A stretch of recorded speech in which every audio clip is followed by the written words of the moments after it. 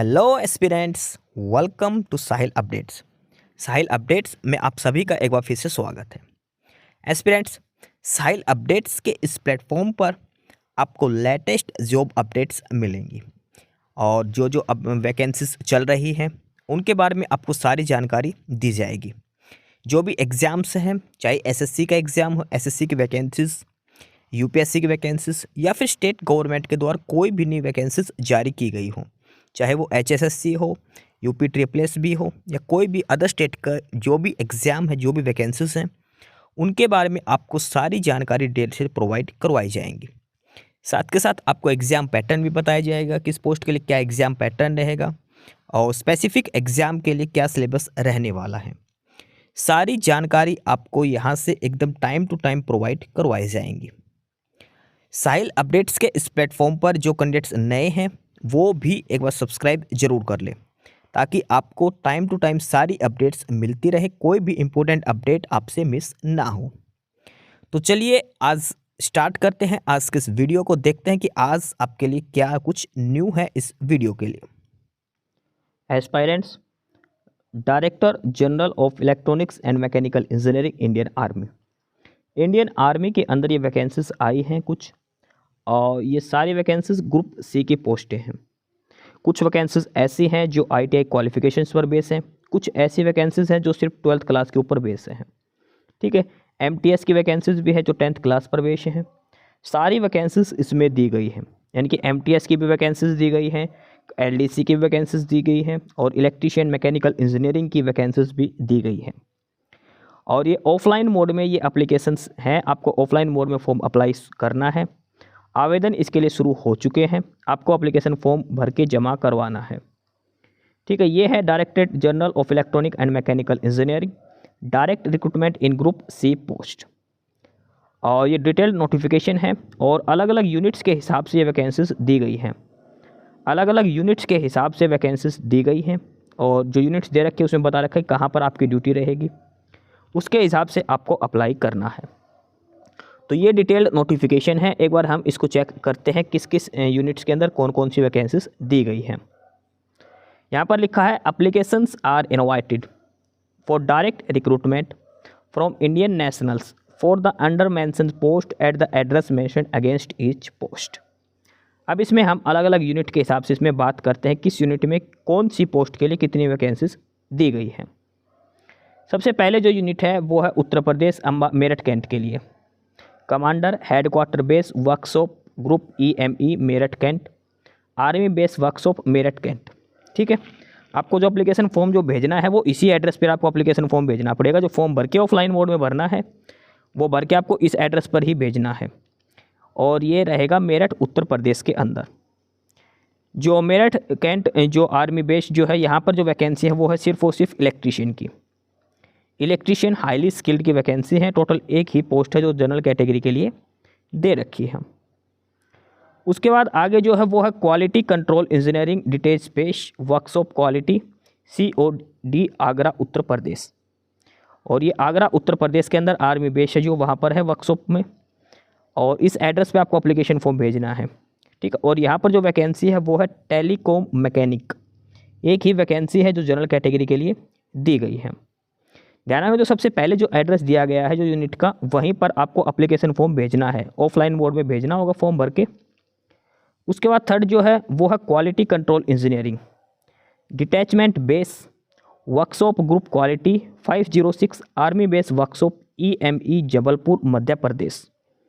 ये है जबलपुर मध्य प्रदेश के अंदर। यहाँ पर जो वैकेंसीज हैं वो है आर्मामेंट मैकेनिक हाईली स्किल्ड, एक ही पोस्ट है जो जनरल कैटेगरी के लिए दे रखी है। ध्यान रखना, शुरू में कम वैकेंसीज दिखा रखी है, उसके बाद आगे जो वैकेंसीज हैं वो सारी डिटेल में दी गई है।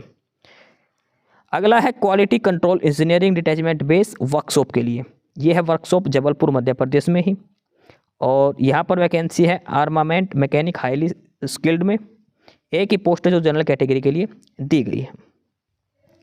अब बात करते हैं जो आर्मी बेस है दिल्ली कैंट के अंदर, वहाँ पर बहुत ज़्यादा सबसे ज़्यादा पोस्ट यहीं पर दी गई है।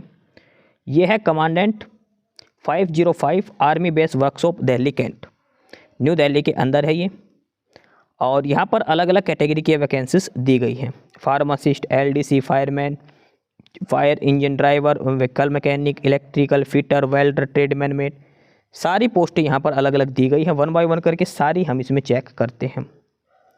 सबसे पहले बात करते हैं फार्मासिस्ट। फार्मासिस्ट की एक ही पोस्ट इसमें दी गई है। उसके बाद अगली है LDC, lower division clerk. Lower division clerk की इसमें 11 पोस्टें हैं। एलडीसी की जो आर्मी जो कमांड बेस जो है न्यू दिल्ली, वहाँ पर एलडीसी की 11 पोस्टें हैं। अलग अलग कैटेगरी के हिसाब से इसमें दिखा रखी है।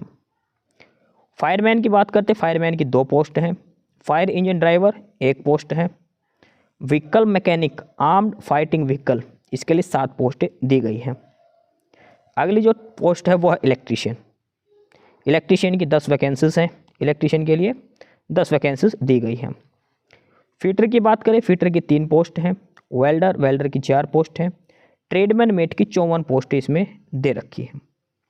ट्रेडमैन मेट की 54 पोस्टें दी गई हैं। तो ये सारी वैकेंसीज हैं जो आर्मी बेस जो वर्कशॉप है दिल्ली कैंट, वहाँ पर है ये वैकेंसीज। ठीक है, ये सारी पोस्टें अलग अलग दिखाई गई है। अलग अलग कैटेगरी के हिसाब से सारी पोस्टें दिखा रखी हैं। उसके बाद अगला जो है और वो अगली जो यूनिट है वो है 151 FDWKSP company EME BB cantt Srinagar. ये रहेगा place of posting BB cantt Srinagar में। यहाँ पर है कुक, कुक के लिए 1 पोस्ट है। और टिन एंड कॉपर समित, उसकी भी 1 पोस्ट यहाँ पर दी गई है। अगला जो है वो commandant army base Jabalpur Madhya प्रदेश के लिए ही है। मध्य प्रदेश जबलपुर में कमांडेंट में। यहाँ पर एलडीसी की बात करें तो एलडीसी की 11 पोस्ट हैं। स्टोर कीपर के लिए 1 पोस्ट है। फायरमैन की 4 पोस्टें हैं। टेलीकॉम मैकेनिकल की 7 पोस्ट हैं। टिन एंड कॉपर स्मिथ की 1 पोस्ट है। अप होल्स्टर 1 पोस्ट है। ये सारी पोस्टें हैं जो commandant army base workshop Jabalpur के लिए दी गई हैं। अलग अलग कैटेगरी के हिसाब से सारी वैकेंसीज ये दिखा रखी हैं। उसके बाद आगे जो है वो है कमांडेंट, और ये वर्कशॉप है वेस्ट बंगाल के अंदर। ठीक है, वेस्ट बंगाल के अंदर है ये, कनकिरा वेस्ट बंगाल। यहाँ पर है फायरमैन की बात करें, फायरमैन की 2 वैकेंसीज हैं। इलेक्ट्रीशियन पावर की 1 वैकेंसी है।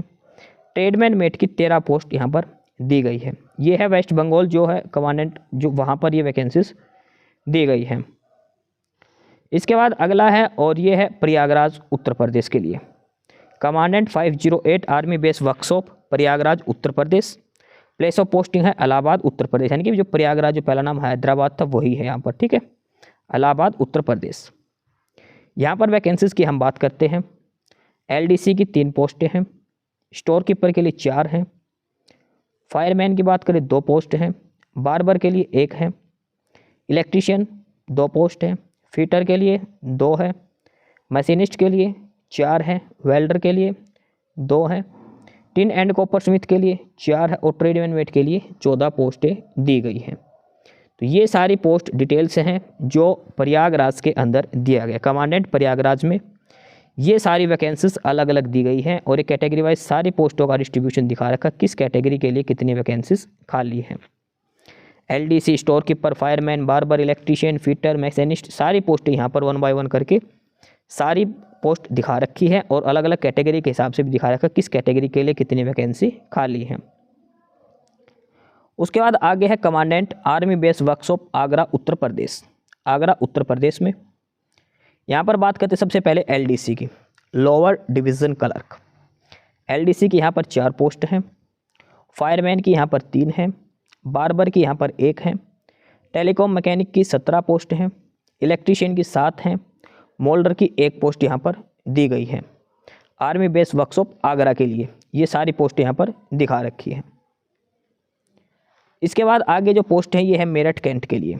Commandant army base workshop Meerut cantt Uttar Pradesh. यहाँ पर बात करते हैं मेरठ कैंट में सबसे पहले फायरमैन।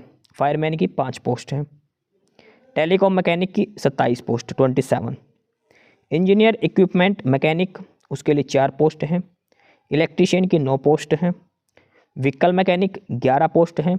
फिटर के लिए 4 हैं। वेल्डर के लिए 2 पोस्टें हैं। टिन एंड कॉपर स्मिथ के लिए 2 हैं। और ट्रेडमैन मेट के लिए 28 पोस्टें दी गई हैं। ये सारी पोस्ट हैं मेरठ कैंट के लिए। मेरठ कैंट जो आर्मी बेस जो है Meerut commandant army base Meerut cantt में वहाँ पर ये सारी वैकेंसीज डिटेल्स दी गई हैं। अलग अलग कैटेगरी के हिसाब से सारी वैकेंसीज यहाँ पर दिखाई गई हैं। फायरमैन, टेलीकॉम मैकेनिक, ठीक है, इसका engineer equipment, electrician, vehicle mechanic, fitter, welder, tin copper smith और ट्रेडमैन मेट की। Commandant army base workshop Meerut cantt की। इसके बाद आगे हैं, ये है Maharashtra Pune. Commandant army base workshop Kirkee Pune Maharashtra. Pune Maharashtra के लिए वैकेंसीज दी गई हैं। पुणे महाराष्ट्र के लिए जो वैकेंसीज दी गई हैं, इसमें सबसे पहले बात करते हैं एलडीसी के लिए। लोअर डिवीज़न क्लर्क 15 पोस्ट हैं। फायरमैन 4 पोस्टें हैं। व्हीकल मैकेनिक इसके लिए 81 पोस्ट हैं। फिटर के लिए 1 पोस्ट है। मशीनिस्ट के लिए 9 पोस्टें हैं। टिन एंड कॉपर स्मिथ के लिए 1 पोस्ट है और ट्रेडमैन मेट के लिए 116 पोस्टें हैं। यहाँ पर जो महाराष्ट्र, पुणे जो महाराष्ट्र है, वहाँ पर ट्रेडमैन मेट की 116 पोस्टें दी गई हैं। तो ये सारी वैकेंसीज हैं यहाँ पर पुणे महाराष्ट्र के लिए। अलग अलग कैटेगरी के हिसाब से सारी पोस्टें दिखा रखे, किस पोस्ट की कितनी वैकेंसीज खाली हैं। उसके बाद अगला है कर्नाटका में। Commandant army base workshop Bengaluru Karnataka. Bengaluru Karnataka की बात करते हैं अब हम यहाँ पर। LDC lower division clerk 5 post हैं। स्टेनोग्राफर ग्रेड 2 के लिए 1 पोस्ट है। ड्राफ्टमैन ग्रेड 2 के लिए 1 पोस्ट है। स्टोर कीपर के लिए 3 वैकेंसीज हैं। फायरमैन के लिए 4 हैं। इलेक्ट्रीशियन की बात करें तो 3 पोस्ट हैं। फिटर के लिए 16 है। वेल्डर के लिए 4 हैं। टिन एंड कॉपर स्मिथ के लिए 12 पोस्टें हैं। यह है Bengaluru Karnataka, army base workshop Bengaluru Karnataka.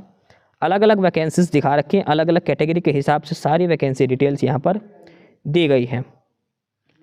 इसके अलावा आगे हम बात करते हैं और यह है commandant EM school Vadodara Gujarat. Vadodara Gujarat की बात करते हैं, यहाँ पर एलडीसी की 6 पोस्टें हैं। ध्यान रखना, ये आगे जो पोस्ट दिखा रखी है अलग अलग कैटेगरी के हिसाब से दिखा रखी है, किस कैटेगरी की कितनी वैकेंसीज है टोटल पोस्ट में से। तो एलडीसी की टोटल 6 पोस्ट है वडोदरा गुजरात में। अगला है commandant ENGR static workshop EME Kirkee Pune Maharashtra में। यहाँ पर है इंजीनियर इक्विपमेंट मैकेनिक, यहाँ पर 1 ही पोस्ट उसकी दी गई है।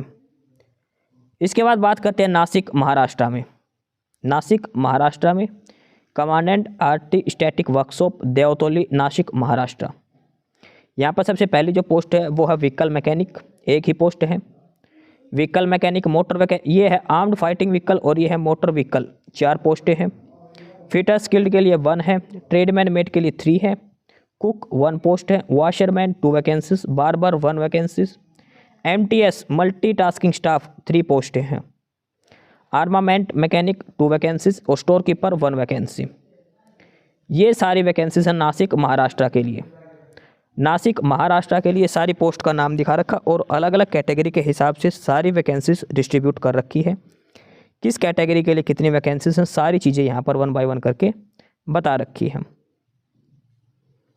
इसके बाद है commandant armed static workshop Ahmednagar Maharashtra. ये है अहमदनगर महाराष्ट्र के लिए। अहमदनगर महाराष्ट्र में बात करते हैं LDC 1 vacancy, cook 2 vacancies, washerman 1 vacancy, fireman 2 vacancies, barber 1 vacancy, MTS 10 vacancies, vehicle mechanic armed fighting vehicle 1 vacancy, tin and copper Smith 1 vacancy. ये सारी वैकेंसीज है अहमदनगर महाराष्ट्र के लिए। अहमदनगर महाराष्ट्र में जो वैकेंसीज हैं ये सारी उनकी डिटेल्स यहाँ पर दे रखी है, किस कैटेगरी की कितनी पोस्ट खाली है। और सबसे लास्ट में है static workshop EME Madhya Pradesh. Static workshop EME मध्य प्रदेश, ये है महो मध्य प्रदेश में। कुक की पोस्ट है, यहाँ पर 1 ही वैकेंसी यहाँ पर दी गई है। तो ये अलग अलग यूनिट्स में अलग अलग वैकेंसीज दी गई हैं। अलग अलग यूनिट्स का एड्रेस यहाँ पर मेंशन किया गया है और जिस यूनिट का जो एड्रेस लिखा गया है, जिसके लिए भी आप अप्लाई करोगे, उसी एड्रेस पर आपको एप्लीकेशन फॉर्म भेजना है।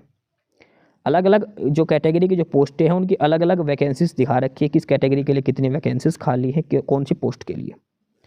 सारी डिटेल्स यहाँ पर 1 बाय 1 करके इसमें बताई गई है, कितनी पोस्टें खाली है किसके लिए। ठीक है, 1 बाय 1 करके सारी पोस्ट डिटेल, पोस्ट का नाम और किस कैटेगरी की जो वैकेंसीज है, सारी डिटेल्स यहाँ पर 1 बाय 1 करके यहाँ पे बताई गई है। इंडियन आर्मी के अंदर ईएमई में ये सारी वैकेंसीज दी गई हैं। उसके बाद दे रखा examination centres. Examination centre for the following units, जो ऊपर यूनिट्स है उसमें से कुछ कुछ यूनिट्स का एग्जाम सेंटर अलग अलग जगह पर बनाया गया है, वो भी आप चेक कर लीजिए। 90% यूनिट्स का तो जहाँ पर जो यूनिट है वहीं पर एग्जाम होगा, लेकिन कुछ यूनिट्स ऐसी है, जो 8 यूनिट ऐसी है जिनका एग्जाम सेंटर दूसरी जगह बनाया गया है। जैसे 151 FD वर्कशॉप है, इसका बनाया गया है Delhi cantt. Engineer stating workshop जो पुणे महाराष्ट्र, ये बनाया गया है EM स्कूल वडोदरा फतेहगंज गुजरात के अंदर। आर्मी स्टैटिक्स वर्कशॉप जो महाराष्ट्र के अंदर जो तीनों थे उनका बनाया गया है गुजरात के अंदर। एग्जाम जो होगा गुजरात होगा, वडोदरा गुजरात के अंदर। उसके अलावा जो उत्तर प्रदेश में जो क्वालिटी इंजीनियरिंग कंट्रोल था, ये बनाया गया आगरा में। जबलपुर वाले का जबलपुर में आर्मी बेस में होगा। मध्य प्रदेश जबलपुर का ये भी आर्मी बेस वर्कशॉप में ही होगा। महोबा वाला ये फतेहगंज गुजरात के अंदर लिया जाएगा। ये अलग अलग यूनिट्स के एग्जाम सेंटर्स हैं, जो अब आप पेपर देने जाओगे तो ये आपको एग्जाम सेंटर वहाँ पर मिलेंगे, ये आपको ध्यान रखना है। अब बात करते हैं इसमें एलिजिबिलिटी क्राइटेरिया। क्या एलिजिबिलिटी क्राइटेरिया, क्या शैक्षणिक योग्यताएं आपकी होनी चाहिए। ऊपर जो अलग अलग जो पोस्टें दे रखी है उसमें देखते हैं कि क्या एजुकेशन क्वालिफिकेशन होनी चाहिए और क्या डिजायरेबल क्वालिफिकेशंस आपके पास होनी चाहिए। तो 1 बाय 1 सभी पोस्ट के हम डिटेल में इसमें चेक करते हैं किस पोस्ट के लिए क्या क्वालिफिकेशन होनी चाहिए। सबसे पहले जो पोस्ट है वो है फार्मासिस्ट। फार्मासिस्ट पोस्ट के लिए एसेंशियल क्वालिफिकेशन बात करते हैं तो इसमें 12th क्लास प्लस में 2 साल का डिप्लोमा होना चाहिए फार्मेसी में, और स्टेट फार्मेसी काउंसिल में आपका रजिस्ट्रेशन होना चाहिए। ठीक है, registration with state pharmacy, 12th class और 2 ईयर डिप्लोमा इन फार्मेसी। उसके बाद आगे है 3 पोस्टें, ये है इलेक्ट्रीशियन पावर और टेलीकॉम मैकेनिक। ये 3 पोस्टें हैं, इलेक्ट्रीशियन पावर और टेलीकॉम मैकेनिक। इन पोस्टों के लिए आपके पास 12th क्लास प्लस जो ट्रेड दे रखी है इलेक्ट्रीशियन पावर टेलीकॉम मैकेनिक, उसके लिए आपके ITI की सर्टिफिकेट होनी चाहिए। इलेक्ट्रीशियन पावर और टेलीकॉम मैकेनिक के लिए आपके ITI का सर्टिफिकेट होना चाहिए। या फिर जो एक्स कैंडिडेट्स हैं वो भी अप्लाई कर सकते हैं, एक्स सर्विसमैन हैं वो भी इसके लिए अप्लाई कर सकते हैं। आपके पास ये ट्रेड होनी चाहिए अपनी आर्मी ड्यूटी के दौरान। ठीक है, इलेक्ट्रीशियन पावर और टेलीकॉम मैकेनिक की ये बात हो रही है। आगे जो पोस्ट है ये है engineering equipment mechanic. Essential qualification में 12th class with a certificate from a recognised ITI institute in motor mechanic trade. ITI में motor mechanic trade plus 12th class आपके पास होनी चाहिए, या फिर आपके पास BSc हो सकती है फिजिक्स केमिस्ट्री मैथ से। ठीक है, ये एसेंशियल क्वालिफिकेशन दे रखी है engineer equipment mechanic. Desirable condition अगर आपके पास नहीं है तो कोई दिक्कत नहीं, आप फिर भी अप्लाई कर सकते हो। अगला है vehicle mechanic, armed fighting vehicles के लिए व्हीकल मैकेनिक की, इसके लिए 12th क्लास पास आउट होना चाहिए। साथ में ITI में मोटर मैकेनिक ट्रेड से आपके पास सर्टिफिकेट होना चाहिए। ITI मोटर मैकेनिक ट्रेड से आपके पास होनी चाहिए। उसके बाद है नंबर G पर, यानी कि नंबर 8 पर, और ये है आर्मामेंट मैकेनिक। आर्मामेंट मैकेनिक में 12th क्लास प्लस ITI की ट्रेड होनी चाहिए फिटर ट्रेड से। ITI फिटर ट्रेड आपके पास होनी चाहिए 12th क्लास के साथ। ध्यान रखना इसमें 12th प्लस ITI मांगी गई है। नेक्स्ट है ड्राफ्टमैन ग्रेड 2। ड्राफ्टमैन ग्रेड 2 की बात करते हैं, इसमें 10th क्लास प्लस 3 साल का डिप्लोमा होना चाहिए मैकेनिकल इंजीनियरिंग में, या फिर 2 साल का डिप्लोमा ड्राफ्टमैनशिप मैकेनिकल में आपके पास हो सकता है। अगला है स्टेनोग्राफर ग्रेड 2। स्टेनोग्राफर ग्रेड 2 के लिए 12th क्लास प्लस में आपकी जो नॉर्मल जो स्टेनो स्पीड है वो होनी चाहिए। जो डिक्टेशन है वो 80 वर्ड्स पर मिनट, ट्रांसक्रिप्शन है वो भी 50 मिनट्स इंग्लिश में या फिर हिंदी में 65।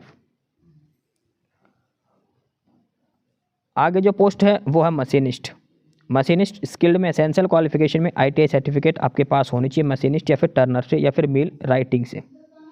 ठीक है, ये 4 क्वालिफिकेशन में से कोई एक क्वालिफिकेशन आपके पास, यानी कि जो 4 कैटेगरी दे रखी इनमें से कोई एक सर्टिफिकेट आपके पास होनी चाहिए। फिटर की बात करते हैं, या फिर टीन एंड कॉपर स्मिथ की बात करते हैं, अपहोल्स्टर की बात करते हैं, मोल्डर की बात करते हैं, वेल्डर की, या फिर व्हीकल मैकेनिक। ये जो L से लेकर Q तक की जो पोस्टें हैं, LMNOPQ, fitter, tin and copper smith, upholsterer, moulder, welder और व्हीकल मैकेनिक। इस चीज़ के लिए आपके पास सिंपल ITI में जो ट्रेड सर्टिफिकेट है वो होनी चाहिए। जो भी ट्रेड यहाँ पर दे रखे फिटर, टीन एंड कॉपर, इन जो ट्रेड है ITI की सर्टिफिकेट आपके पास होनी चाहिए। 10th या 12th क्लास इसमें नहीं मांगी गई है, सिंपल ITI की सर्टिफिकेट इसमें मांगी गई है। ये जो अलग अलग वैकेंसीज दे रखी है उसी ट्रेड में आपके पास ITI की सर्टिफिकेट होनी चाहिए। उसके बाद है नंबर R और ये है post store keeper. Store keeper के लिए आपके पास 12th क्लास होनी चाहिए। उसके बाद है LDC की, लोअर डिवीजन क्लर्क। LDC में 12th क्लास आपके पास होनी चाहिए। साथ के साथ टाइपिंग है, इंग्लिश में टाइपिंग करते हो तो 35 वर्ड्स पर मिनट की टाइपिंग स्पीड होनी चाहिए। हिंदी में करते टाइपिंग तो 30 वर्ड्स पर मिनट आपकी हिंदी में टाइपिंग स्पीड होनी चाहिए। LDC के लिए इंग्लिश में टाइपिंग 35 और हिंदी में 30 वर्ड्स पर मिनट की टाइपिंग स्पीड होनी चाहिए। 12th क्लास पास होना जरूरी है लोअर डिवीजन क्लर्क की पोस्ट के लिए। अगला है civilian motor driver. Civilian motor driver, इसमें 10th क्लास प्लस जो सिविलियन ड्राइविंग लाइसेंस है हैवी व्हीकल का और 2 साल का एक्सपीरियंस भी आपके पास होना चाहिए सिविलियन मोटर ड्राइवर की पोस्ट के लिए। नेक्स्ट पोस्ट है fire engine driver. Fire engine driver में 10th क्लास प्लस 3 साल का एक्सपीरियंस मांगा गया है हैवी व्हीकल्स का। साथ में फिजिकली फिट होना भी जरूरी है फायर इंजन ड्राइवर के लिए। नेक्स्ट जो पोस्ट है वो है फायरमैन। फायरमैन के लिए 10th क्लास प्लस में आपके पास सर्टिफिकेट होना चाहिए। फैमिलियर यूज़, ये जो फायरमैन के जो इक्विपमेंट्स है वो यूज करने आने चाहिए। सारी डिटेल्स दे रखी जो फायर फाइटिंग की जो है, ये सारी जो नॉलेज आपको होनी चाहिए। ये सारी क्वालिफिकेशंस आपके पास होनी चाहिए फायरमैन की पोस्ट के लिए। ठीक है, ये अलग अलग क्वालिफिकेशंस दे रखे जो आपके पास होनी जरूरी है। आगे है कुक। कुक के लिए 10th क्लास प्लस कुकिंग की नॉलेज होनी चाहिए। ट्रेडमैन मेट के लिए 10th क्लास प्लस जो ट्रेड है वो उसमें आप पास होने चाहिए। 10th क्लास मांग रखे सिंपल ट्रेडमैन मेट के लिए। बार्बर के लिए 10th क्लास प्लस में आपके पास बार्बर ट्रेड का काम आना चाहिए। वॉशरमैन के लिए 10th class plus must be able to wash military और सिविलियन क्लॉथ्स थ्रोली। आपको कपड़े धोने आने चाहिए वॉशरमैन की पोस्ट के लिए। सबसे लास्ट है इसमें MTS मल्टीटास्किंग स्टाफ, दफ्तरी, मैसेंजर, गार्डनर, चौकीदार, बुक बाइंडर। ये सिर्फ और सिर्फ 10th क्लास क्वालिफिकेशन पर दिए गए हैं MTS की पोस्टें। तो ये जो सारी पोस्टें जो ऊपर दी गई है अलग अलग आर्मी बेस में, सभी के लिए अलग अलग क्वालिफिकेशन, हर पोस्ट के लिए अलग अलग क्वालिफिकेशंस हैं। सारी चीज़ें यहाँ पर डिटेल में बताई गई है। मोस्टली 10th, 12th और ITI बेसिस पर सारी वैकेंसीज इसमें दी गई हैं।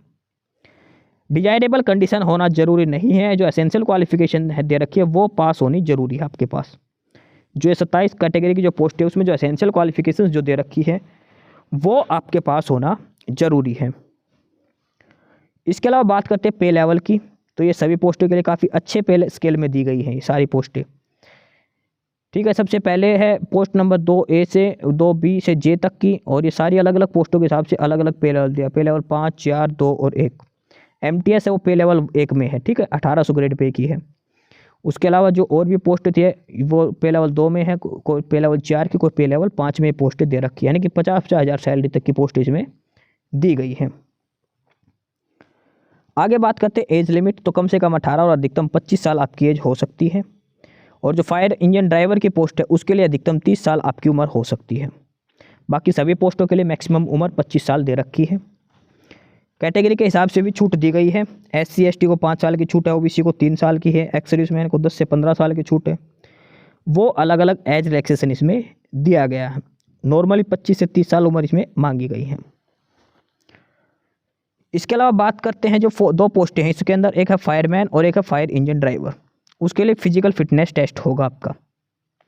फायरमैन और फायर इंजन ड्राइवर के लिए सबसे पहले बात करते हैं हाइट की, तो 165 सेंटीमीटर हाइट होना चाहिए। चेस्ट के लिए 81.5 और एक्सपेंशन के साथ 85 और वेट कम से कम 50 किलो होना चाहिए। यह है फायर इंजन ड्राइवर और फायरमैन के लिए। इसके अलावा आपका टेस्ट भी होगा एक फिटनेस टेस्ट। उसमें आपको 63.5 किलो 183 मीटर तक जाना है 96 सेकंड के अंदर। 2.7 मीटर जो खाई है वो कूदना है दोनों तरफ, और 3 मीटर जो रस्सी है उस पर चढ़ना है। ये होगा फायर इंजन ड्राइवर और फायरमैन की पोस्ट के लिए फिजिकल आपको देना पड़ेगा। फिजिकल मेजरमेंट टेस्ट और फिजिकल फिटनेस टेस्ट ये आपको देना पड़ेगा। इसके अलावा जो फार्मासिस्ट की जो पोस्ट है उसमें अपर एज लिमिट में भी अलग से रिलैक्सेशन दिया गया है।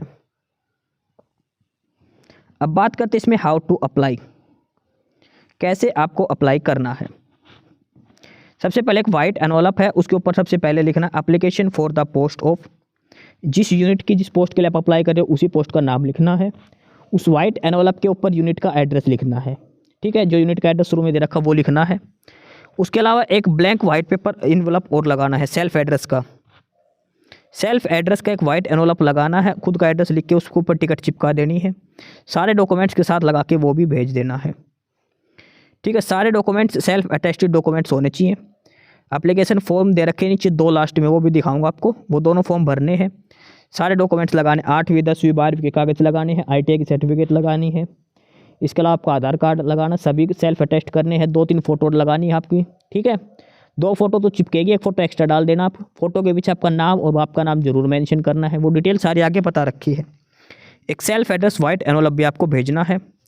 ठीक है, ये मान के चलिए 30 जनवरी इसकी लास्ट डेट है। 30 जनवरी से पहले पहले आपको भेजना है, 25 जनवरी से पहले, सॉरी 25 जनवरी तक आपको भेजना है ये।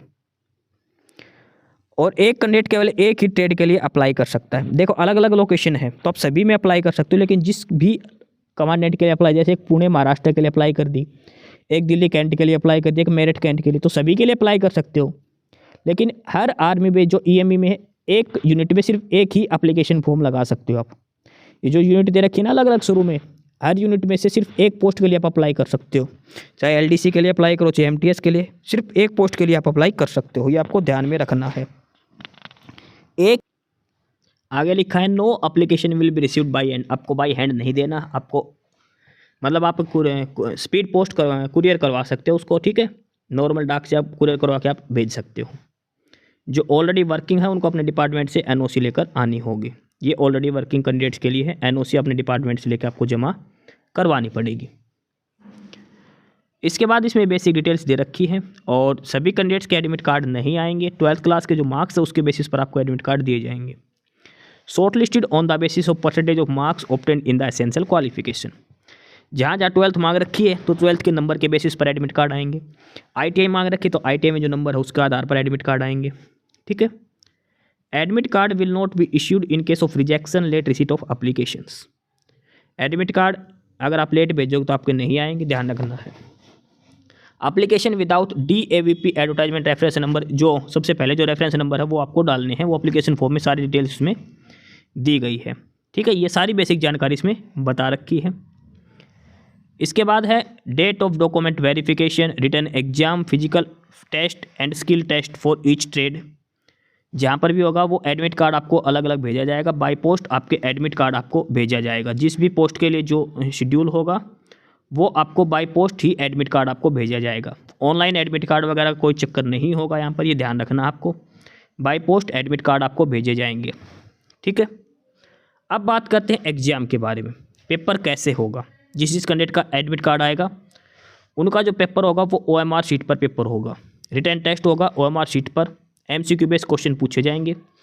150 प्रश्न आएंगे, 150 क्वेश्चन होंगे। 1/4 इसमें नेगेटिव मार्किंग रहेगी। 1/4 नेगेटिव मार्किंग रहेगी। MCQ बेस्ड क्वेश्चन पूछे जाएंगे। क्वेश्चन पेपर जो है ये सभी ट्रेड के लिए अलग अलग दिखा रखा है। ये सारी ट्रेड दे रखा है कि इनका पेपर जो होगा वो यहाँ पर दिखा रखा है। सबसे पहले पेपर में क्या आएगा? 150 क्वेश्चन आएंगे। 150 नंबर का पेपर होगा, हर पर्सन 1 नंबर का होगा। 1/4 नेगेटिव मार्किंग होगी।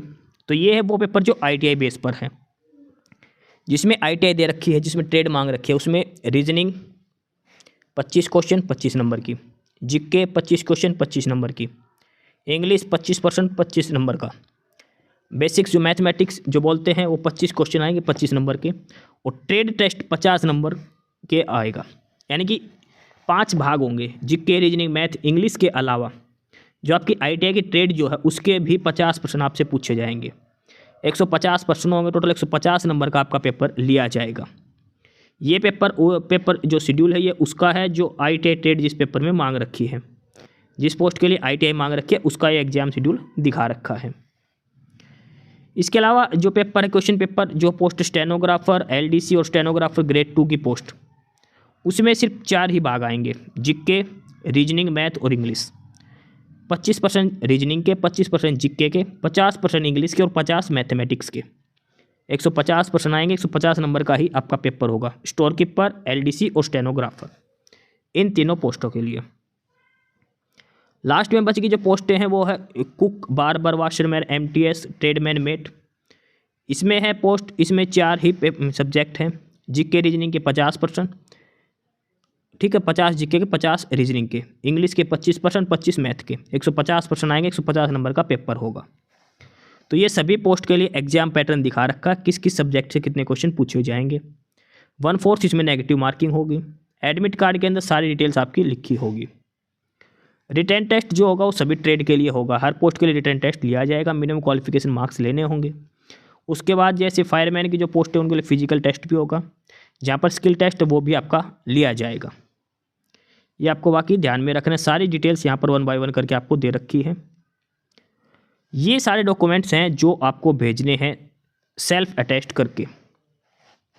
सेल्फ अटेस्ट करके सारे डॉक्यूमेंट्स भेजने, 10th की सर्टिफिकेट भेजनी है, आधार कार्ड भेजना है, 10th 12th जो क्वालिफिकेशन मांगी गई है उसकी सर्टिफिकेट भेजनी है, SC ST OBC EWS की जो सर्टिफिकेट है वो भेजनी है, हैंडीकैप हो तो उसकी सर्टिफिकेट, एक्स सर्विस मैन हो तो वो भेजनी है, NOC है तो वो भेजनी है, और एक एड्रेस प्रूफ जरूर भेजना है, यानी कि एक वोटर कार्ड जरूर भेजना है। या तो आप ड्राइविंग लाइसेंस भेज दो, या फिर राशन कार्ड, या फिर वोटर कार्ड की कॉपी भी आपको भेजनी है। Aadhaar card, voter card, driving licence, 10वीं 12वीं की सर्टिफिकेट, सारे डॉक्यूमेंट्स की फ़ोटोकॉपी भेजनी है, और सब सेल्फ अटेस्ट यानी कि खुद के साइन होने चाहिए सभी फ़ोटोकॉपी के ऊपर। ये आपको सारी चीज़ें ध्यान में रखनी है, ठीक है। ये एप्लीकेशन फॉर्मेट दे रखा है, किस फॉर्मेट में आपके डॉक्यूमेंट्स होने चाहिए, जो कैटेगरी सर्टिफिकेट वगैरह है वो आपको किस फॉर्मेट में होने चाहिए, ठीक है। सारे डॉक्यूमेंट्स आपको सेल्फ अटेस्टेड करके भेजने, खुद के साइन होने चाहिए। उसके बाद ये है एप्लीकेशन फॉर्म। ये एप्लीकेशन फॉर्म आपको प्रिंट निकाल लेना है इसका। यहाँ पर DAVP एडवर्टाइजमेंट नंबर मेंशन करना, आपकी फ़ोटो चिपकानी है। फ़ोटो के ऊपर नेम प्लस फादर नेम जरूर होना चाहिए फ़ोटो के पीछे। 2 और यहाँ पर यूनिट का एड्रेस लिखना है। यूनिट का एड्रेस जो शुरू में दे रखा, जिस भी यूनिट के लिए आप अप्लाई करते हो, मेरठ कैंट वाली है, दिल्ली कैंट वाली, आगरा, पुणे, नासिक वाली, जो भी है उसका एड्रेस जो दे रखा वो एड्रेस यहाँ पर लिखना है, ठीक है। उसके बाद यहाँ पर लिखना कौन सी पोस्ट के लिए अप्लाई करना है, पोस्ट का नाम, फिर यूनिट का नाम, फिर आपका नाम बड़े अक्षरों में, कैपिटल लेटर्स में आपका नाम लिखना है, father's name, mother's name, date of birth यहाँ पर डालनी है आपकी। उसके बाद आपकी एज वगैरह डालनी है। नेशनलिटी में इंडियन आएगा, रिलीजन में हिंदू, मुस्लिम, सिख, ईसाई जो भी हैं। कोरस्पोंडेंस एड्रेस और परमानेंट एड्रेस लिखना है, ठीक है। दोनों फिलअप चाहे सेम हो, दोनों ही भरने हैं। कोरस्पोंडेंस एड्रेस और परमानेंट होम एड्रेस अगर सेम है तो दोनों ही सेम भरने हैं, खाली नहीं छोड़ना। कैटेगरी बतानी है, general, SC ST OBC EWS जो भी है आपकी, कौन सी, अगर हैंडीकैप हो तो उसमें दिखाना है आप हैंडीकैप हो, किस कैटेगरी से हैंडीकैप हो वो चीज़ मेंशन करनी है, ठीक है। ये एक्स सर्विस मैन के लिए है, ये एज रिलैक्सेशन हो तो उसके लिए। उसके बाद ये एसेंशियल क्वालिफिकेशंस लगानी है इसमें, सबसे पहले 10th की, फिर 12th की, फिर ITI वगैरह जो भी है सारी क्वालिफिकेशन यहाँ पर दिखानी है। अगर एक्सपीरियंस है तो वो भी दिखा सकते हो। नंबर 15 में है लिस्ट ऑफ इनक्लोजर। यहाँ पर सबसे पहले लिखना आपको 10th क्लास की सर्टिफिकेट, फिर लिखना है आधार कार्ड, फिर 12th की सर्टिफिकेट या फिर ITI की सर्टिफिकेट, उसके बाद फिर वोटर कार्ड, फिर, ठीक है। ये सारे डॉक्यूमेंट जो आप लगाओगे सीरियल वाइज वो यहाँ पर दिखाने हैं। सबसे पहले 10th की सर्टिफिकेट लगेगी, फिर आपका लगेगा आधार कार्ड, उसके बाद आपकी 12th की सर्टिफिकेट या फिर ITI की सर्टिफिकेट, 12th के बाद ITI की लगेगी, ठीक है। उसके बाद वोटर कार्ड और जो SC ST की सर्टिफिकेट लगेगी उससे पहले, ठीक है। उसके अलावा ID प्रूफ जो आपने लगाया है उसका नंबर डालना, कोई भी एक ID प्रूफ, आधार कार्ड है तो उसके नंबर लिख दो, पैन कार्ड है तो उसके नंबर लिख दो, ड्राइविंग लाइसेंस है तो उसके नंबर लिख दो, ठीक है। उसी के नंबर लिखना जो आपको कॉपी उसकी साथ भेजनी पड़ेगी। लास्ट में आपको यहाँ पर सिग्नेचर करने हैं, सिर्फ इतना ही फॉर्म आपको फिलअप करना है। यहाँ पे आपको सिग्नेचर करने हैं, प्लेस, डेट जिसे आपको घर है, नीचे लिख रखा क्या क्या आपको इसके साथ लगाना है। एक सेल्फ एड्रेस, एक वाइट लिफाफा, उसके ऊपर खुद का एड्रेस लिखना है, 10 रुपये की टिकट चिपका देना, सारे डॉक्यूमेंट्स की फ़ोटोकॉपी, 2 सेल्फ अटेस्टेड फ़ोटो भी भेजनी एक्स्ट्रा, उस पर नाम और फादर नेम पीछे लिखा होना चाहिए, और एक एडमिट कार्ड का एक्नॉलेजमेंट जो एक नीचे और फॉर्मेट है ना, ये भी आपको भर के ही भेजना, आपको ही भेजना है भर के, ठीक है। यहाँ पे आपकी फ़ोटो चिपकेगी, ये सारी डिटेल्स यहाँ आपको भरनी है। देखो 4 फोटो हो गई, 2 चिपकेंगी और 2 एक्स्ट्रा आपको भेजनी है, ठीक है। ये सारी डिटेल्स इसमें बताई गई हैं। तो ये है ऑफिशियल नोटिफिकेशन जो इंडियन आर्मी के अंदर EME में जो वैकेंसीज दी गई हैं अलग अलग।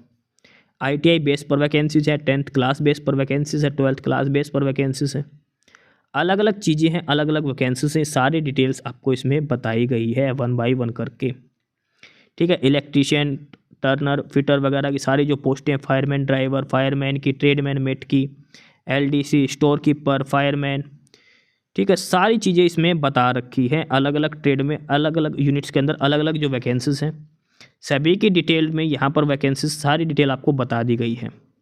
ऑफलाइन मोड में आपको भेजना है, फटाफट से भर के आपको भेज दो, क्योंकि भेजने में 5 से 10 दिन का टाइम लगेगा। तो ये था डिटेल नोटिफिकेशन इंडियन आर्मी में direct recruitment in group C post के लिए। ठीक है, सारा डिटेल नोटिफिकेशन आपको समझा दिया है 1 बाय 1 करके। एस्पिरेंट्स, यही सारी इन्फॉर्मेशंस थी आपके लिए आज की इस वीडियो के अंदर। और जो इन्फॉर्मेशन आपको प्रोवाइड करवाई गई है उसके रिगार्डिंग आपको कोई भी क्वेरी हो, किसी भी कोई प्रकार का कोई डाउट हो, तो आप नीचे कमेंट बॉक्स में कमेंट करके हमसे पूछ सकते हैं। बाकी नई अपडेट्स के लिए और नई इन्फॉर्मेशंस के लिए आप हमारे चैनल साहिल अपडेट्स को सब्सक्राइब जरूर कर लें, ताकि आपको सारी अपडेट्स मिलती रहें। फिलहाल यही था आज के इस वीडियो में।